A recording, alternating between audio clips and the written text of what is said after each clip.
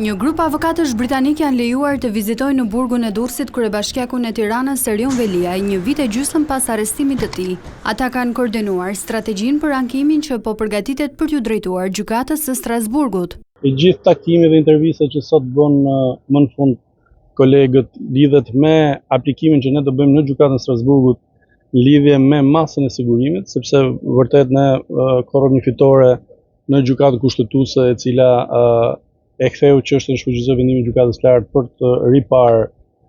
çështjen e masës sigurimit. Megjithatë, ne nuk kemi marrë gjitha pikat që kemi kërkuar në gjykatën kushtetuese,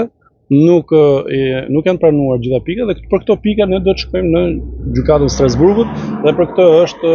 edhe ekipi i anglez i mbrojtjes. Ndreca tha se do të bëjnë edhe një herë ankim ndaj vendimit të gjykatës administrative që rrëzoi kërkesën e Veliajt për ligjshmërinë e emërimit të Olz Dados si prokuror në këtë çështje. Është një shmangje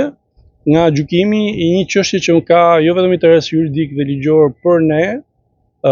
si mbrojtje e zotit Veliaj, për zotin Veliaj sekretari i bashkisë, por ka interes në fakt për çdo qytetar të Republikës së Shqipërisë, i cili duhet të di nëse një prokuror në prokurorinë e posaçme në këtë rast është i emëruar apo jo në mënyrë të ligjshme. Dhe kjo çështje do vijojë deri kur ne të marrim drejtën, ashtu siç ne e kemi marrë gjithmonë kur kemi ngulur dhe kur kemi